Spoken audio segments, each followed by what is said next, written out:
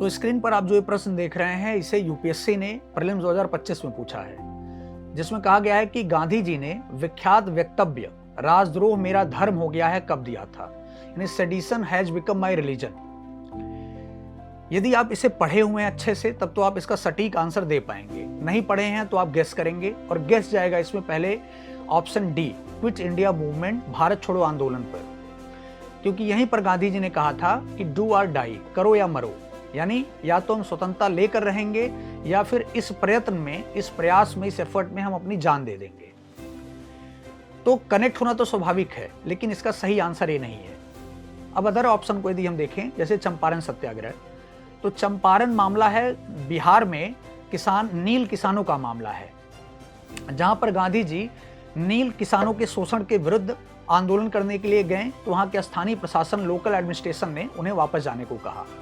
लेकिन वहां पर गांधी जी ने कानून को न मानते हुए बोलते हैं कि यहां पर मैं कानून का उल्लंघन करने नहीं आया हूं, यानी वायलेशन ऑफ लॉ के लिए नहीं आया हूं, बल्कि अपने अंतरात्मा या अपने अस्तित्व के, एग्जिस्टेंस के सुप्रीम वॉइस, यानी वॉइस ऑफ कॉन्शियंस, अंतरात्मा की आवाज को सुनकर आया हूं। तो यहां पर एक स्टेटमेंट देते हैं, यानी प्रश्न का आंसर ये भी नहीं है। अब यदि हम आए ऑप्शन सी, तो ऑप्शन सी है गोलमेज सम्मेलन के समय। तो देखिए, द्वितीय गोलमेज जो राउंड टेबल कॉन्फ्रेंस हुआ, वह हुआ था भारतीय संवैधानिक मुद्दों के समाधान के लिए, जो कॉन्स्टिट्यूशनल इश्यूज थे उसको एड्रेस करने के लिए।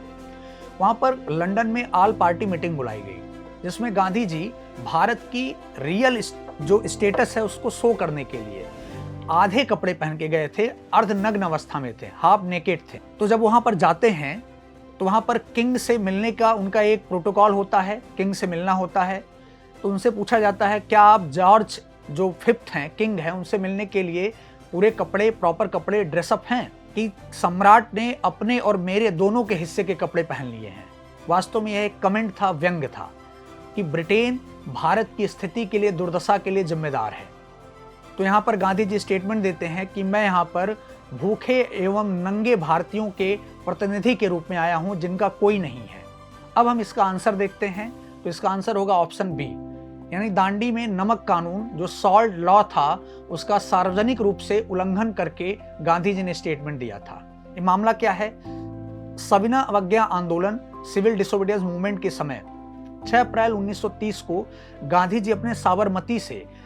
दांडी तट तक की यात्रा करते हैं और वहां पर नमक कानून, जिस पर अंग्रेजों का एकाधिकार था, मोनोपोली थी, उसको उठा करके मुट्ठी भर कानून तोड़ते हैं और कहते हैं मैं यहाँ से ब्रिटिश साम्राज्य की नींव हिला रहा हूँ, यानी आई एम शेकिंग द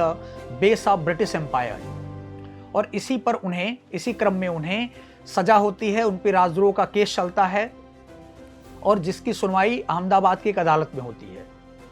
मामले की सुनवाई कर रहे जज ब्रूमफील्ड, उन्होंने इन्हें 6 साल का सजा सुनाया, लेकिन गांधी जी ने बोला कि एक अन्यायपूर्ण सरकार के खिलाफ एक नागरिक का यही सर्वोच्च कर्तव्य है, इसलिए राजद्रोह मेरा धर्म हो गया है, sedition has become my religion. और जज बहुत प्रभावित होते हैं और कहते हैं कि यदि सरकार आपको इस मामले में रिहा करती है तो इससे ज्यादा खुशी किसी को नहीं होगी। यानी गांधी जी के लिए एक नैतिक जीत था, एथिकल विन था। तो इस प्रश्न का आंसर होगा बी,